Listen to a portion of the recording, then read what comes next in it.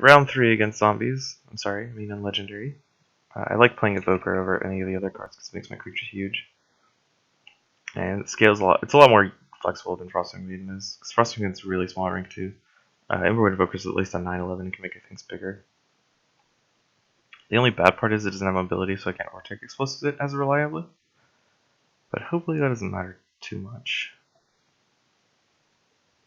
Dinosaurs. This is actually an awful, awful, awful matchup. Just randomly. It's probably better to kill the Stoneback than the other cards. And we'll play the Evoker in front of that. Kill the Stoneback so we can't kill my Evoker. I mean, with that card at least. You can kill it with any number of other cards, but I don't want him to kill it with that card. Probably gonna play the Windweaver, move my Evoker, then Battlebrand, or sorry, Explosives it. I think that's the play. I could also play Blizzard Shaman, which is a 10/11. Probably not as good. This is an 8/13 or an 8/11 at rank 2. His card's actually pretty hard to beat, for my deck at least. For most decks, it's actually not a problem. I would rather Battlebrand the Razor Stalker and trade, and then play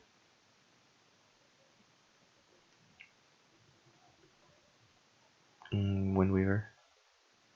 I probably should have ranked up the Battlebrand, or the Explosives, honestly. I want to kill that Dinosaur Lord because I don't want his creatures to get big. And Shatterworld's probably fine in this matchup. It gives me an extra removal spell. It lets me win close races if I have to. It matches up pretty poorly against pretty much every creature except for Umber Clasher.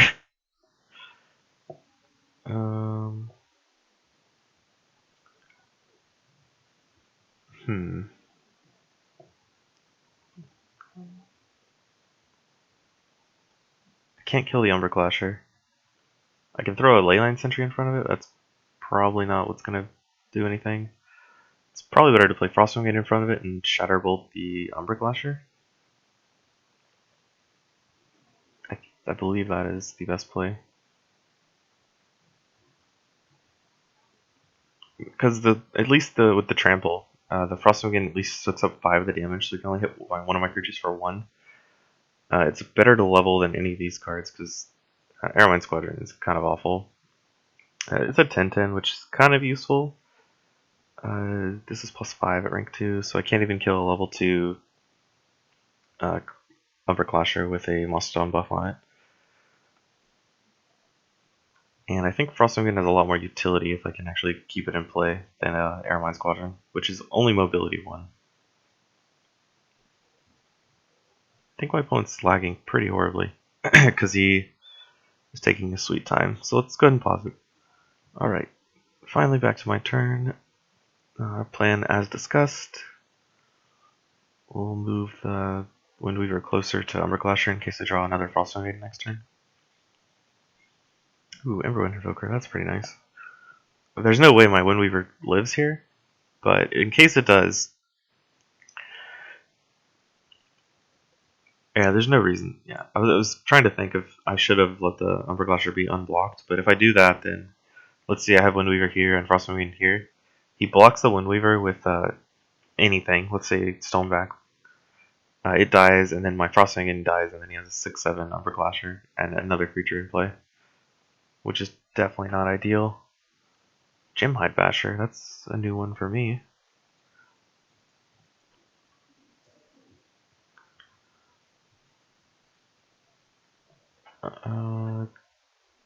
So let's thin my deck of an Airmine Squadron, of a Shard Thief Druid, and then block his Umber Clasher.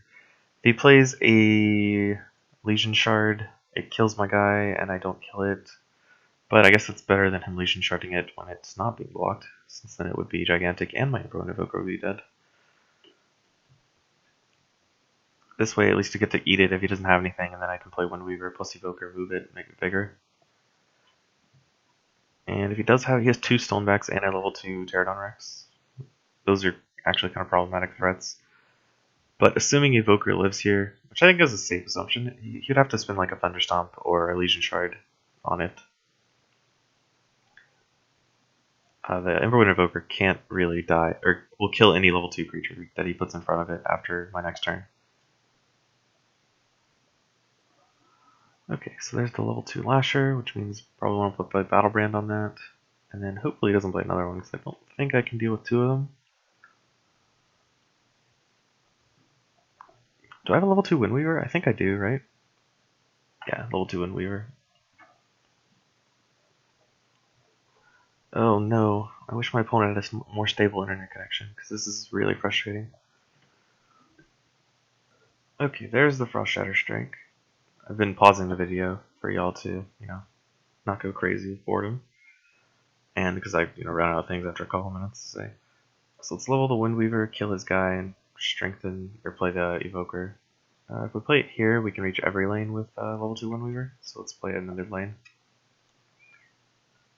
And we drew the level 2 Windweaver, and the Frostbite Maiden, so pretty rewarded there.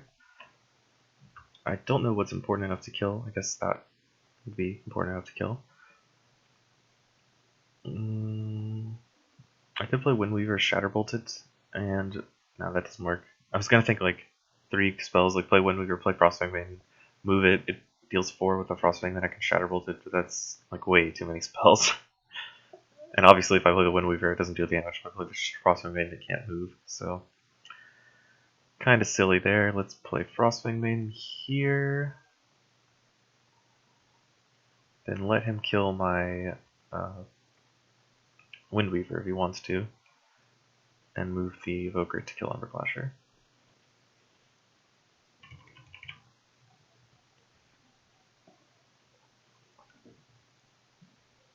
I think I leveled both my Evokers, right? So now I've got 2 level 3 Evokers, which is really nice. And then a Windweaver and a Frostbite Maiden. That's actually pretty good, solid trio of, I guess, quartet of level 3 cards. Like, that's really nice. And I have a level 2 Windweaver from the Windweaver I played this rank. And the cards I have in this hand are not that great. I probably want to rank up Shatterbolt just to have a 14 damage spell.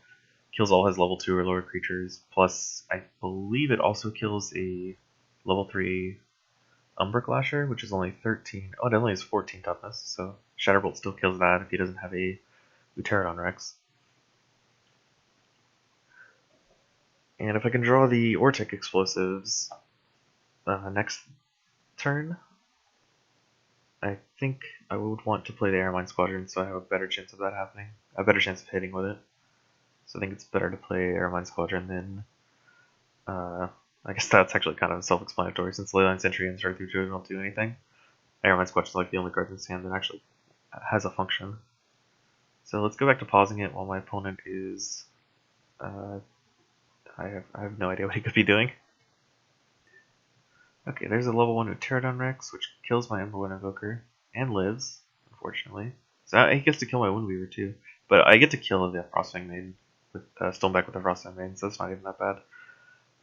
Let's kill the Mastodon with my Bolt, because I don't want it 12-8 living. Kill his Stoneback, then play Airmine Squadron here. Hopefully, I'm on the play, so he can't even play his, that's a really good opening hand. Play the Emberwind Invoker and the Frostfang Maiden. I get to move my Airmine Squadron, make it a 9/9, and kill whatever it lands in front of. Most likely. The only bad thing they could play would be level 2 Pterodon Rex. I don't think I actually could kill that, but he'd probably play it over here or something. I can only reach this area with my Airmine Squadron. So if he plays any cards over here, like Stoneback, I wouldn't be able to interact with very much. I think that's just about it, right? Just he has another level 2 Stoneback, a level 2 Pterodon Rex. He's already played the Mastodon, so I think that's all he's got. But anyway, my play is like for sure Frostbite Maiden plus Emberwind Invoker. There's no other real good plays. The only question is where I put them, and that highly depends on what he's playing. So I'm gonna go ahead and go back to pausing. This video has been 9 minutes long, and my opponent's taken 10 minutes. So save y'all a little bit of time. Okay, Thunderstomp on my 2 creatures, pumping his guys. That's not even that bad because Thunderstomp he just leveled it. Didn't really do anything. Now I can play Emberwind Invoker here, and then play the Frostfang Maiden here. Move my Airmine Squadron, pump it to 9 power, and kill his Pterodon Rex. So now we're in a pretty outstanding position, especially with the level 2 Vortex Explosives on the Frostfang Maiden. I think that's actually his death now. Because there's no way he can play 2 creatures and evade Frostfang Maiden and not have them die to Vortex Explosives. That's just pretty much not going to happen. So I think this is the turn we win the game. Well, not like literally win the game, but put ourselves far enough ahead that we can win the game. Okay, there's a level 2 Stoneback, which I can clean up with Frostfang Maiden on my way to killing his board. So I just chose to kill the Evoker. I don't actually even need to play with Vortex Explosives in this hand. I will, though, because I think it's my best play. Like, giving 5 power to a creature with a lot of power is going to be better than playing a 5/8 that's pretty easily blockable and killable, especially without mobility.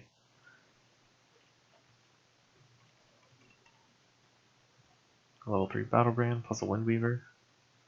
My rank 3 hands have been super lucky. I will say that. Like, I drew the pretty much perfect level 3 cards at all instances. Drew both my Evokers like right up the front. Frostfang Maiden was nice too. It's just been super fortunate for me. There's the Pterodon Rex. I can play Windweaver and kill it with my Evoker. That actually just dies to chump blocking.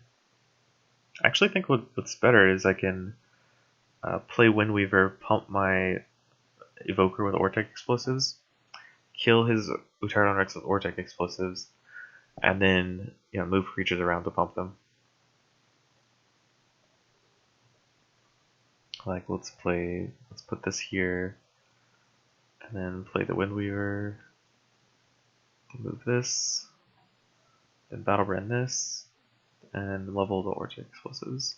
Like that's 40 damage, 46 damage. Actually, just dead. Okay, didn't even need to Battlebrand. So nice. Well, okay. I guess this makes up for the misplay last game. Just a smidgen. I got, or I guess the horrible luck I had last game.